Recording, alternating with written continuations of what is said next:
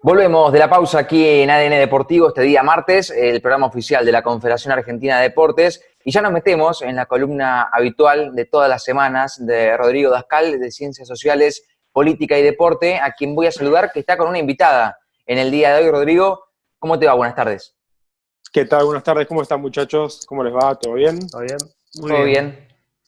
bien? Bueno, sí, hoy estamos con una invitada, una colega que viene trabajando ya, una colega más joven que yo, esa es la verdad. Bueno, no es difícil ser más joven que yo, pero una colega joven, por así decirlo, con lo cual tenemos ya intercambios y compartimos grupos de investigación, como un seminario de investigación en temas de ciencias sociales y deporte, ya hace bastante tiempo. Y por supuesto, temas de interés, aunque no trabajamos específicamente en los mismos temas, pero a mí sí me interesan mucho los temas que le interesan y que trabaja ella, y la idea es charlar con Nemesia y Jos un ratito hoy sobre sus temas de investigación. Espero que Nemesia no esté vestida con algunos colores alusivos especiales a algún club de fútbol en especial, ni nada de eso, porque como pasó también con César Torres la semana pasada, César es hincha de Boca también. Y Nemesia también, espero que no pase eso. Hola, Neme, ¿cómo estás? Hola, buenas tardes. Bueno, muchísimas gracias por tenerme en cuenta, por invitarme. Es un placer conversar con ustedes hoy. El tema es que somos la mitad más uno, eso dicen, ¿no? Entonces a veces es como un tanto difícil no toparse con un hincha o una hincha más del Club Atlético Boca Juniors con toda la carga que eso trae, ¿no? En su momento nos traía muchísimas contradicciones, hoy que ya las dejamos pasar, fue otro momento de la historia que por suerte ya superamos, pero para muchos y muchas es una identidad. El fútbol lo vivimos así, ¿no? Es una herencia, es una forma de vivir. Hay veces que nos sentimos contentos y contentas a partir de lo que se vive adentro de una cancha o lo que vivimos en relación a un club de fútbol. Así que bueno, seguramente como César estaba contento, hoy yo también estoy luciendo mis colores de Boca, no los ven, pero bueno, sí, a todos lados. Bueno, vieron, dije algo y al final pasó eso. No, yo comparto con Neme todo lo que dijo, por supuesto, incluso hasta comparto lo que dijo de lo de la mitad más uno, porque es un mito y de los mitos vive el fútbol también. No importa que no sea en realidad, es un mito. Lo importante es que está presente, ¿no? Bueno, Neme, gracias por estar. Gracias por invitarme. Y nada, la idea era charlar un poquito. Vos sos antropóloga, contaros un poquito, me interesa siempre, esta columna trata de mezclar un poquito hasta cuestiones a veces personales, porque los investigadores y las investigadoras cuentan un poquito por qué empezaron a estudiar lo que estudiaron, por qué vos, por ejemplo, sos antropóloga, qué haces ahora, y después nos vamos metiendo un poquito en los temas de investigación y de trabajo tuyo, ¿no? Sí, bueno, desde la antropología el desafío y el interés siempre radican en comprender la realidad social, estudiando problemáticas que están vinculados con cómo vivimos, cómo pensamos, cómo sentimos, y el deseo, la aspiración más grande sigue siendo investigar, leer, tensionar esos sentidos de las personas que viven en sociedad para transformarla, ¿no? Para generar algún tipo de política pública, algún tipo de herramienta para la transformación social, para que podamos vivir en una sociedad un tanto más justa, más vivible para todos y todas. O sea, por eso me acerqué a esta carrera, considero que es un espacio donde puedo materializar esa justicia social tratando de entender a otras personas, a comprender a esos otros y a esas alteridades que muchas veces no hace falta irnos a una población exótica como hacía Malinowski, ¿no es cierto? Es uno de los principales autores que leemos en la antropología, hace muchísimos siglos atrás. No, a veces el otro está al lado nuestro, ¿no? Aquella otra realidad incomprensible, como pueden ser, por ejemplo, los hinchas de fútbol viviendo situaciones de violencia. Para algunas personas puede ser un acto de salvajismo o de irracionalidad. El desafío desde la antropología del deporte en su momento también fue tratar de acercarse para comprender esos actos que hay veces que desde los medios de comunicación se narran como incomprensibles o como lógicas irracionales. Y desde la antropología, la sociología y las ciencias sociales buscamos justamente asignar nuevos sentidos o comprender las prácticas desde los actores, y a partir de ahí, bueno, tener otras lecturas sobre la realidad. Empecé también siempre vinculada, creo que la carrera me permite eso, me permite congeniar mundos que me apasionan, que me gustan, como siempre fue el fútbol, el deporte, espacios que considero que atraviesan y conforman mi identidad. cursaba la carrera de antropología, ya también era muy joven yo en esos tiempos, y bueno, y me acerqué a una materia donde teníamos que hacer un ejercicio que era salir a observar la realidad con las herramientas que nos da la antropología. Y la docente fue muy amable y nos entusiasmó para que tratáramos de alejarnos de los objetos clásicos en la antropología, que es una comunidad en el interior, indígenas o pueblos originarios. Y yo dije, bueno, a mí me gusta ir a la cancha, y puedo hacer algo desde la cancha. Y bueno, andá y observá. Y bueno, fui a la cancha de Boca como todos los domingos, en ese momento podíamos ir incluso también de visitante. Hice un registro etnográfico que es describir esa realidad, que para mí era muy natural, o sea, era algo que vivía todos los días en la cancha, y tratar de alejarme de ese contexto y contar lo que vivía. Bueno, fue así que me sentí muy bien, en la materia me fue bien, y me dio apertura a una bibliografía que yo desconocía, que eran trabajos de Eduardo Archietti, de Pablo Alabarces, de Verónica Moreira, los trabajos de Rodrigo Dascal también ahí estaban, bueno, José García Zucal, todos colegas que no se leían tanto en la carrera, pero que ya venían armando una línea de trabajo muy importante en todo lo que es Latinoamérica, y me permitieron empezar a problematizar objetos de la realidad cotidiana desde las herramientas de la antropología. Bueno, luego escribí una tesis de licenciatura sobre la gestión de Mauricio Macri en Boca y cómo, si bien el club no transformó su modelo jurídico, no se transformó en una sociedad anónima deportiva, que es lo que tanto militamos para que no sucediera, sí incorporó lógicas vinculadas a la mercantilización y al management y a la gestión de las empresas en un club que estuvo ahí, bueno, con distintas tensiones y percepciones de distintos espacios de los hinchas. Después seguí mi carrera como becaria en CONICET y por, bueno, algunos intereses de mi directora, intereses también de áreas de vacancia, se empezaron a abrir líneas vinculadas al CrossFit, al running, al fútbol femenino, y sobre esos temas estuve trabajando.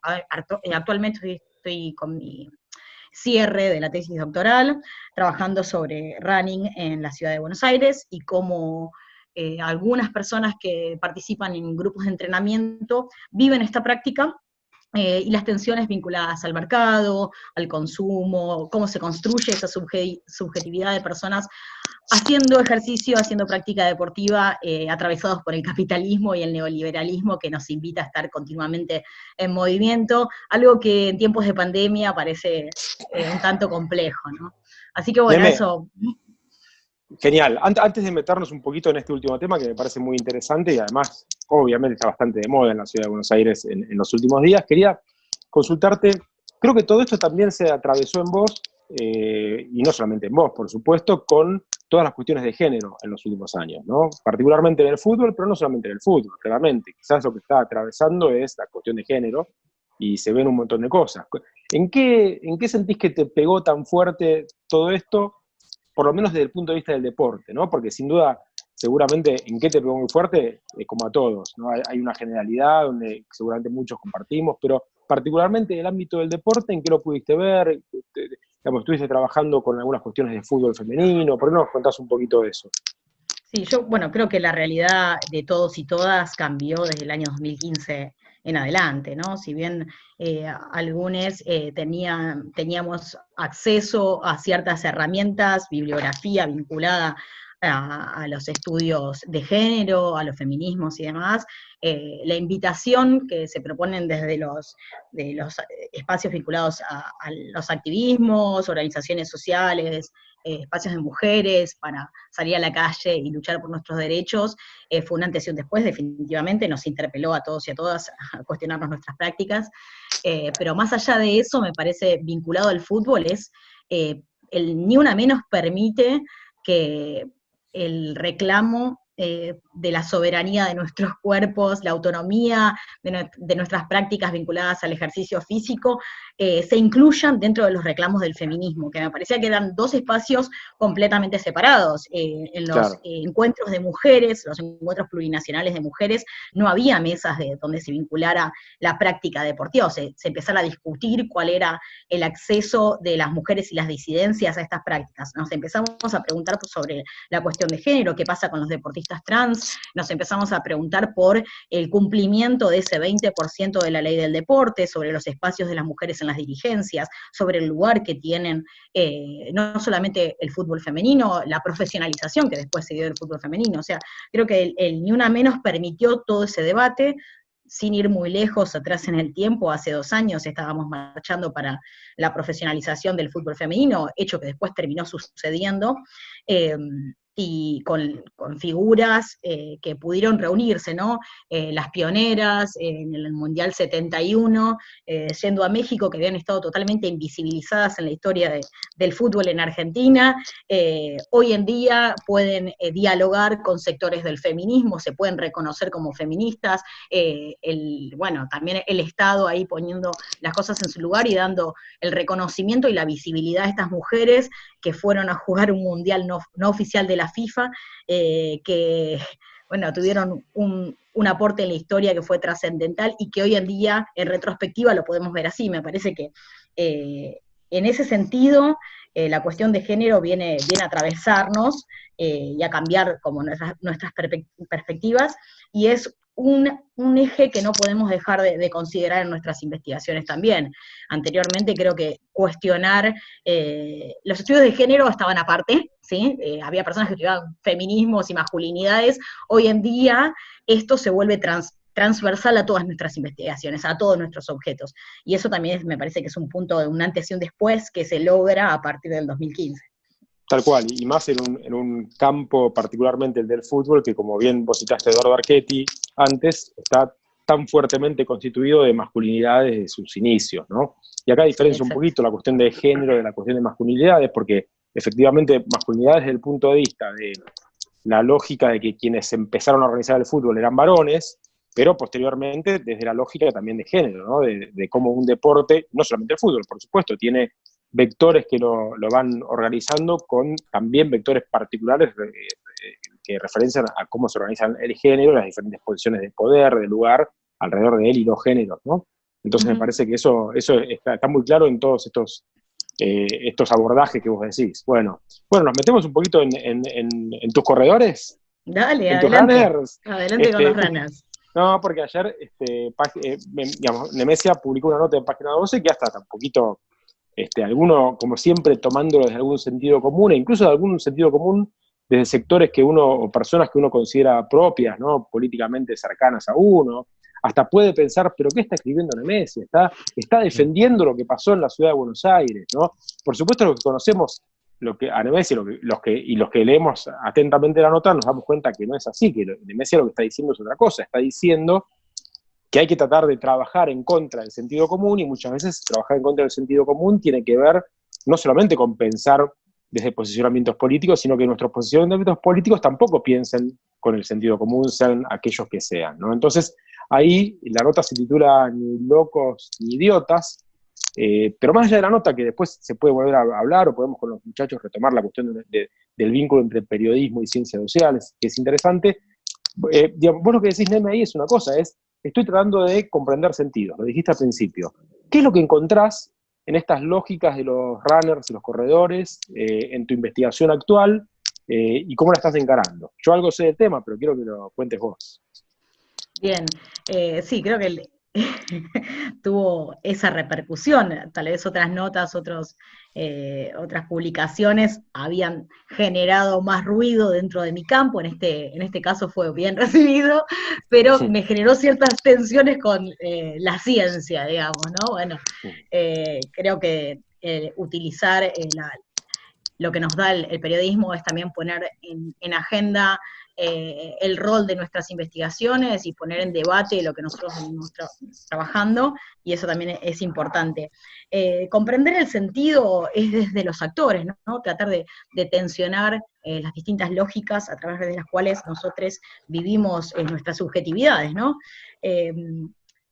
Un poco trayendo algunos de los comentarios que vi ahí circulando en Facebook y demás, es bueno, si hay gente que está pasando situaciones de dificultad en la Villa 31, por qué el Estado no está presente en esa situación y sí está prestándole libertad a los runners y les conceden estos permisos, ¿no? Cuando anteriormente padres y madres no podían sacar a sus niñas, y bueno, entonces ahí me parece que es tratar de comprender desde la lógica de los actores, ¿no? El sentido que tiene para ellos. Y para ellos, con quien yo hago investigación, está vinculado con la cultura del rendimiento, el paradigma de la productividad, el capitalismo y el neoliberalismo que nos vienen a plantear un ritmo de vida que tiene que ver con estar en movimiento, estar activos, trabajar un cuerpo,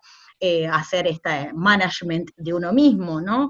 Poder estar expresando, mostrando, exhibiendo, espectacularizando todo ese trabajo del cuerpo que en definitiva se traduce como una forma de ser persona, una forma diferente, moralmente incluso superior, porque si yo puedo correr 42 kilómetros, ya sea en el balcón de mi casa o en el parque Chacabuco, estoy haciendo algo por mí mismo y es mejor que estar tirado en el sillón viendo Netflix y comiendo helado. Entonces incluso circularon esos memes, ¿no es cierto?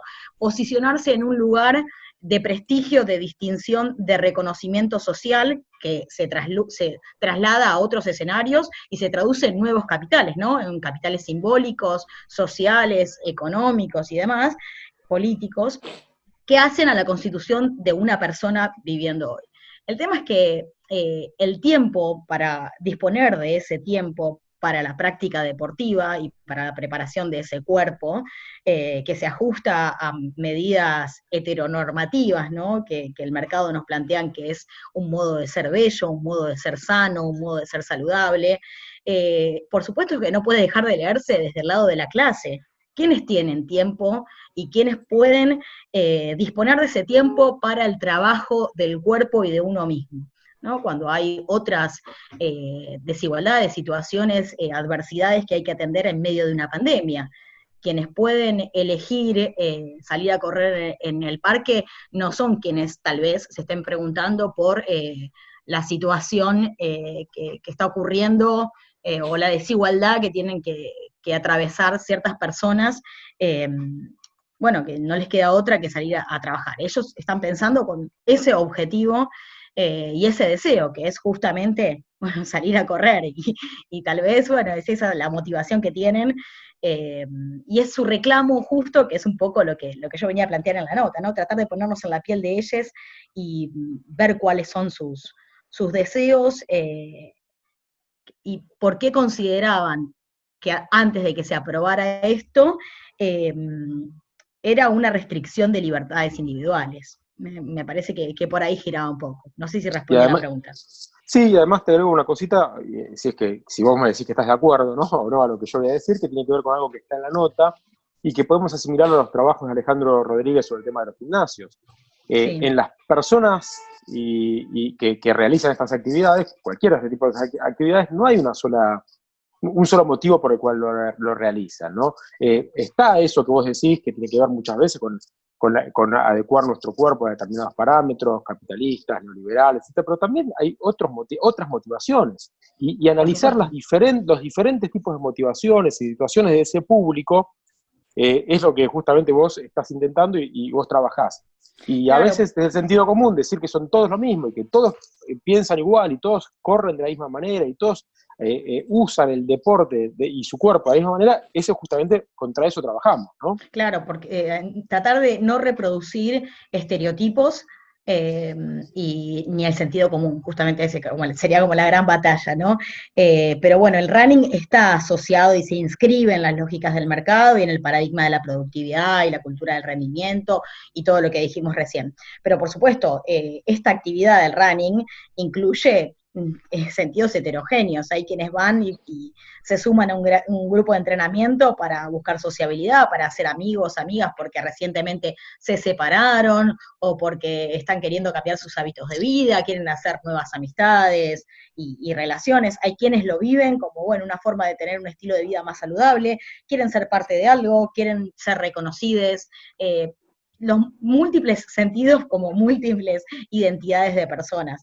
Me parece que es eso, un poco poner en discusión de que todos estos significados distintos y que no por culpa de los runners, los runners no es que se tienen que hacer cargo de las nuevas muertes o los nuevos infectados. Me parece que ese es como un eje también que podríamos poner ahí en debate, que prohibiendo la práctica del running no vamos a terminar con las desigualdades sociales estructurales, que era otro de los puntos que me parecía importante destacar.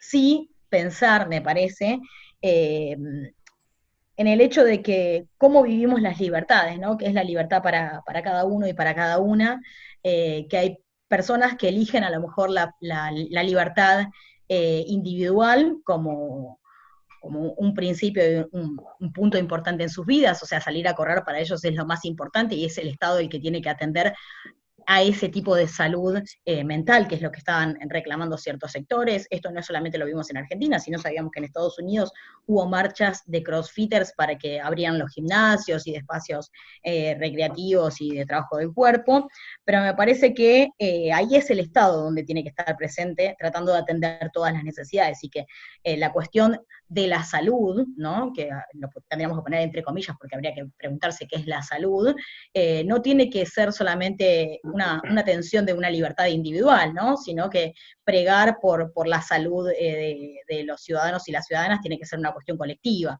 Y bueno, me parece que ese también es un punto interesante para discutir. Clarísimo, Neve. No sé, muchachos, ¿quieren hacerle alguna pregunta, algún comentario a Nevesia? Sí, ¿cómo estás, Neve? Te saluda Ariel Chita Ludeña. Te quería consultar, teniendo en cuenta que hay muchos sectores que están presionando al gobierno para volver pasos atrás respecto justamente a los permisos que hay para poder correr, ¿cómo podría repercutir volver pasos atrás justamente cuando ya una vez que se te abrió el portón, ya podés salir a correr? Ahora, cuando no lo tenés, porque es mucho peor que no lo hayan abierto en todo caso. Bueno, los runners kirchneristas, así lo llaman en las redes sociales. Nos divertimos, eso es lo bueno de hacer trabajo de campo. Algunos acusaban que eran runners kirchneristas que habían salido solamente el lunes a provocar como grandes manadas de concentración en los parques para que se vuelva un paso para atrás. Porque bueno, claramente el running está asociado a cierta ideología política, ¿no? Que también hay que tensionar y hay que discutir, ¿no? Todos quienes corren son macristas o están vinculados con un pensamiento más conservador. Hay heterogeneidad como en todos los espacios que habitamos. Tampoco hago futurología, Ariel, lamento, pero bueno, me parece que sí te puedo contestar desde mi campo que mis interlocutores, con quienes yo hago trabajo de campo en 2 grupos de runners, están un tanto preocupados por esta situación, estuvieron muy atentos a todo lo que se estuvo mencionando en los anuncios oficiales por parte del gobierno, particularmente de Carla Bisotti, que había estado, y Alberto Fernández, que también había estado pronunciándose sobre esto. Me parece que ellos lo están viviendo como una defensa de la democracia recuperada, ¿no? Que es un poco así, estrictamente como lo han vivido, y que hay que defenderla a toda costa, ¿no? Por eso se están distanciando entre los grupos de corredores, como pudiendo identificar los que hacen la práctica de una forma regular, frecuente, con disciplinamiento, con responsabilidad, que tienen como una trayectoria en el deporte, salen a correr en un horario que no es el horario mainstream de las 20 horas, que es donde sale la gente nueva, que no hacía deporte anteriormente, y salen a las 6 de la mañana, lo postean en las redes sociales y demás.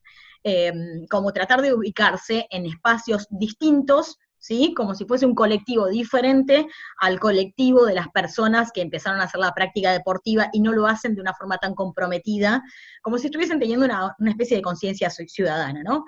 Y que eso a ellos los legitima, los posiciona y los ubica en un lugar diferente del resto, ¿no? Que también es un poco las lógicas en las que vivimos hoy, ¿no? Cómo estamos atravesados todos y todas por el reconocimiento y la distinción, ser alguien distinto y separarse de un otro o de un resto.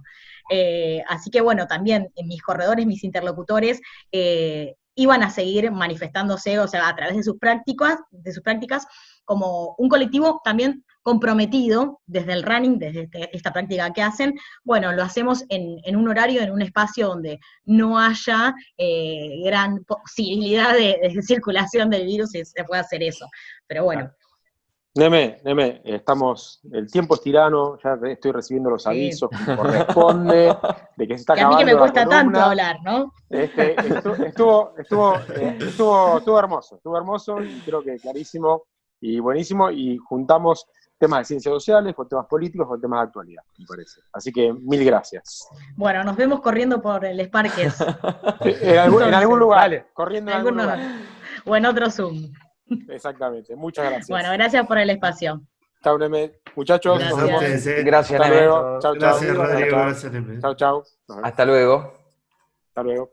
Bien, ha pasado la columna de Rodrigo Dascal de Ciencias Sociales, Política y Deporte, junto a Nemesio Jos, contándonos un poquito el trabajo de campo que está haciendo, ¿no? Esta tesis doctoral respecto a los runners en Capital Federal y, por supuesto, todo su recorrido en la antropología y el deporte, la relación. Pausa cortita y a la vuelta seguimos aquí en ADN Deportivo, porque hay más en Radio Argentina AM570.